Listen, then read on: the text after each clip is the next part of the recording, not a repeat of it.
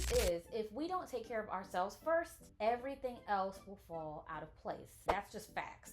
I went through a phase like that where I unfortunately completely neglected myself, trying to please and take care of everybody else around me. While my life was like at a standstill, tending to like all of my loved ones, their lives pretty much carried on. When mine was just sort of like, I didn't know if I was coming or going, honestly. Do you ever feel like life is just too much sometimes? It's like responsibilities just keep piling up and the stress just seems like it's getting out of control. It almost feels like there's just never a moment to catch your freaking breath. Does that sound familiar? When life gets crazy, taking care of ourselves often gets pushed to the bottom of the list. I mean, like, who has time for pampering and all that stuff, right? But why is it that looking out for ourselves is seen as selfish? Maybe because that's the image we have.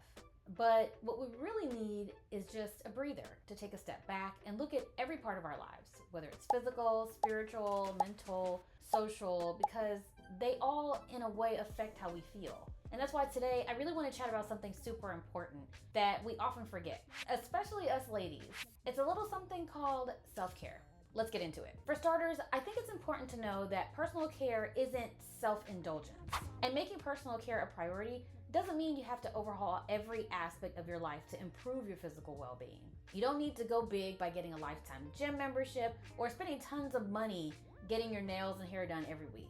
It's not smart. And not only is it not smart, but it's actually not a sustainable plan. It creates a lot of stress and pressure to be perfect, followed by a heavy load of guilt and regret when that perfection is not achieved.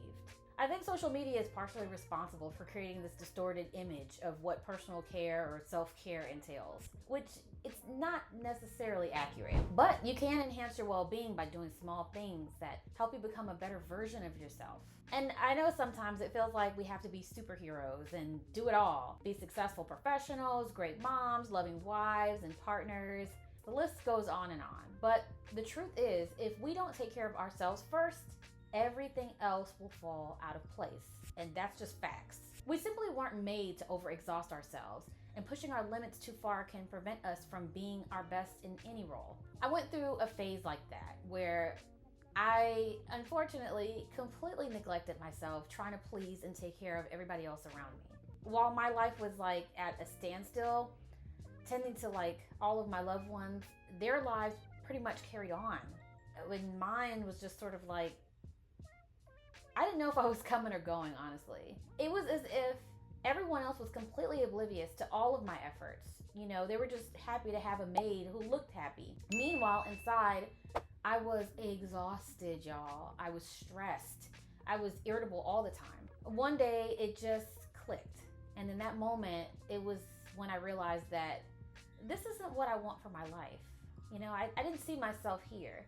And I couldn't believe how blindsided I'd become. I didn't know if I was more upset that the ones I supported weren't understanding my exhaustion, or that I let myself go and I'd let myself become so far gone that I wasn't able to pull myself out from the strong current. It was honestly like a culture shock to me. And I watched as the days passed by and was just sort of existing in autopilot without like any energy or desire to do anything. So that's when I told myself, I've had enough. If I don't take care of myself, how can I move forward in my life? And how can I expect people to take my health seriously when honestly, I'm not taking my own health seriously? I think I was just sort of dumbing down mental health and not really addressing it in the way that it deserved to be.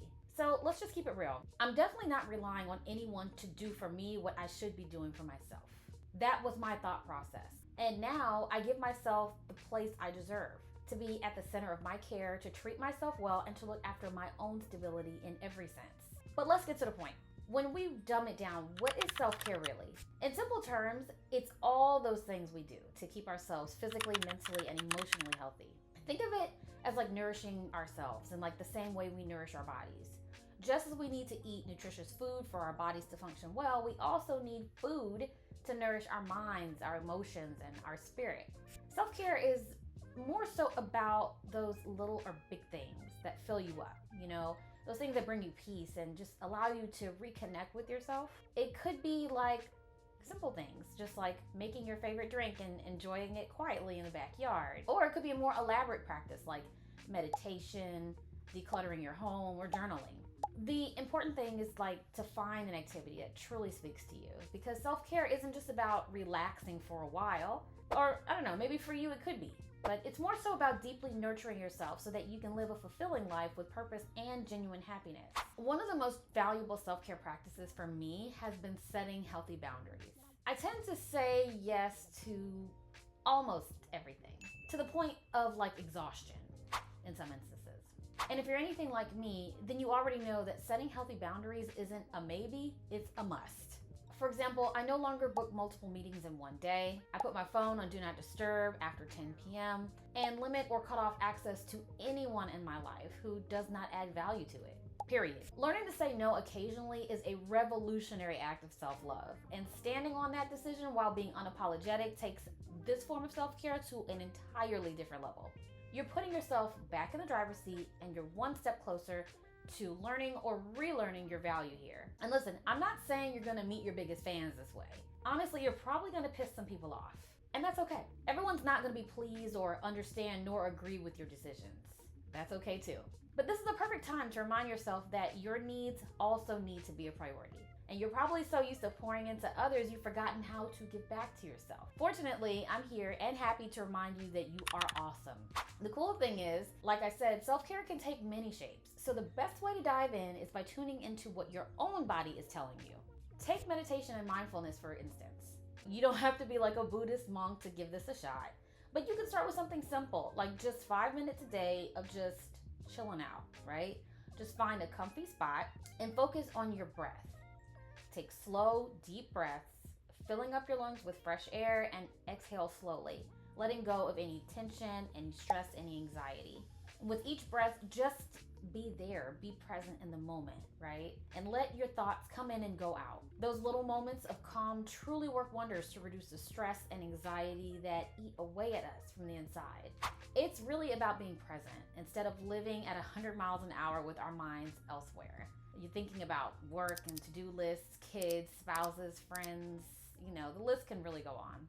But if getting those endorphins flowing by moving your body is more along your style, then that's a great option too.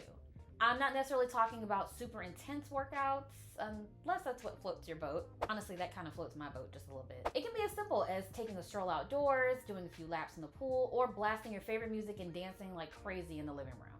The key is to move your body in a way that makes you feel alive and energized. Now, taking good care of what's going on inside your head is just as important as caring for your physical body. So an excellent practice to nurture your emotions is simply allowing yourself to feel what you're feeling without judgment. I call this feeling the feels. This approach lets you process your emotions openly and can lead to deeper self-understanding and healing. Embracing your feelings this way helps build emotional strength and makes it easier for you to handle whatever life throws your way. Have you ever heard the phrase that bottling up your emotions isn't a good idea? Well, that's a true statement. Ignoring our feelings often leads to more harm than good. It causes stress and anxiety. It even has a negative impact on our physical health in some instances. But by facing and understanding each emotion as it arises, we can not only learn from them, but we can also encourage personal growth. And embracing every emotion, from moments of joy to periods of sadness, it's essential for maintaining a balanced emotional state. There's no such thing as a wrong feeling, right? Every emotion provides valuable insight into your own experiences and needs. And allowing yourself to recognize and reflect on these emotions can bring you a deeper sense of clarity and calm. All right, so I know some of you may be thinking, hey, that all sounds great, but with work and the kids, keeping up with the house, where do I even find time for self-care, right? That can be the difficult thing sometimes. Trust me, I get it. I remember those days when it felt like taking a breather just wasn't an option because there was so much on my plate as is. But here's the reality. When we don't take care of ourselves, we're constantly stressed and worn out. And we just can't be the best version of ourselves in any other aspect of our lives. It's just not gonna happen. It's like trying to drive a car without gas. You can attempt it, but you're just not gonna get very far. Our performance at work suffers because we're unfocused and low on energy. Our relationships suffer because we're irritable and in a bad mood. Most importantly, our own happiness and inner peace are just completely lost because we're overwhelmed constantly. We become like those mothers running around tending to everyone but themselves until one day they collapse and They're just physically and emotionally exhausted. Seriously, what's the point of being a super mom if you end up feeling empty and drained? That's why self-care isn't a luxury or a whim or an indulgence, right? It's an absolute necessity. It's what keeps us strong and what keeps us balanced. It's like recharging our batteries so we can keep functioning at 100%. So I encourage you to see it as a priority more so in your life, not as something optional that you can indefinitely postpone. Making a little space to take care of your mind, body, and emotions, it really should be as important as going to work or doing household chores or taking care of your loved ones. Because at the end of the day, what's the use of having a spotless house and all your obligations fulfilled if you've neglected yourself so much that you no longer truly enjoy life? Self-care should be at the top of your to-do list, not at the bottom. And I don't want to make it seem like I'm scolding you or anything like that. I just want you to see that you are the most valuable thing you have. And that's why you should take care of yourself for as long as possible. So let's make a pact today, just you and I. Let's make a pact to prioritize ourselves, right? And fill our emotional tanks so we can live full and happy lives. Because you deserve it.